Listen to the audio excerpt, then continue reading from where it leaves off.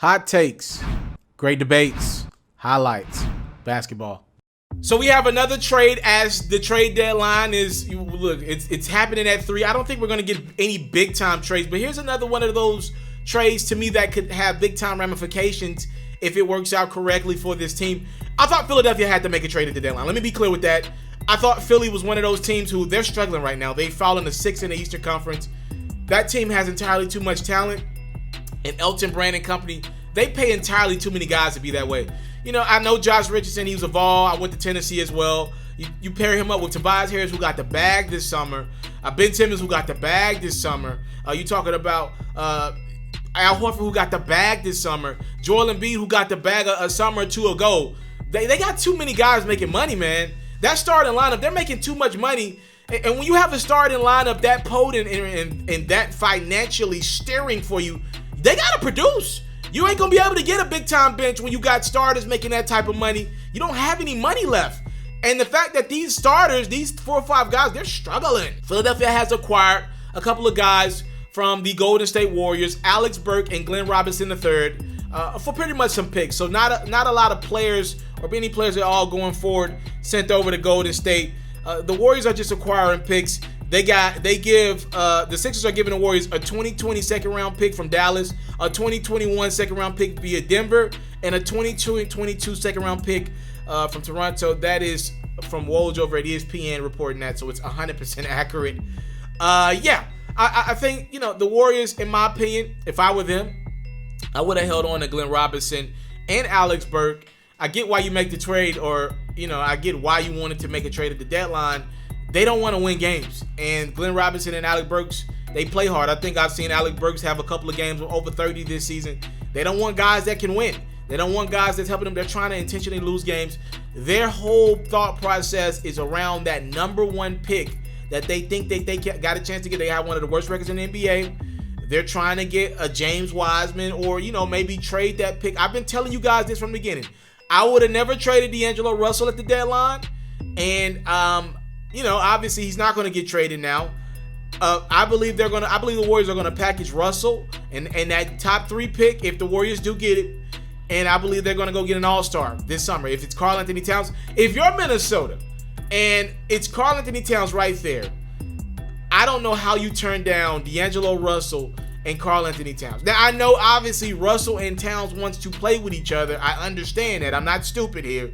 I'm just saying, I think Karl-Anthony Towns, this is going to get messy with him in Minnesota. Either you go get me D'Angelo Russell or I want out. That's my opinion. Cat is the one who's going to get pissed at his situation. I'll do another video on that soon. But yeah, I believe with the Warriors, they could have held on to Alec Burks and Glenn Robinson. I don't know their contract situations firsthand here. I would have kept those guys and even made them a part of that bigger trade that's going to happen for them this summer. I don't know why you had to make a move now, but the Warriors, they felt like they had to do something. They have been very active in trade talks with a few teams as we got closer to the deadline. They have been shopping Russell. So, hey, even teams were reaching out about Draymond Green and seeing, what can they get for him. So, I think that Warriors team felt like they had to make a move.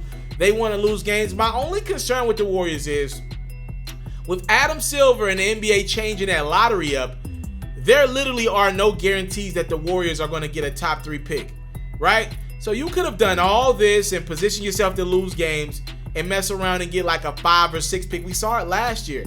A couple of teams that were slated to get top 3 picks, like Atlanta last year, they ended up falling down a little bit, So if hopefully for the Warriors this works out, they lose these games and it means something because they got that new arena, they got all those fans with those season ticket holders who expected a great product. And you're essentially conceding this season, losing games. You mean to tell me you think Steph Curry's coming back to that this season? I just don't believe it. And you pissed this Warrior fan base off this year by quitting. Obviously with the Klay Thompson injury, that hurt you.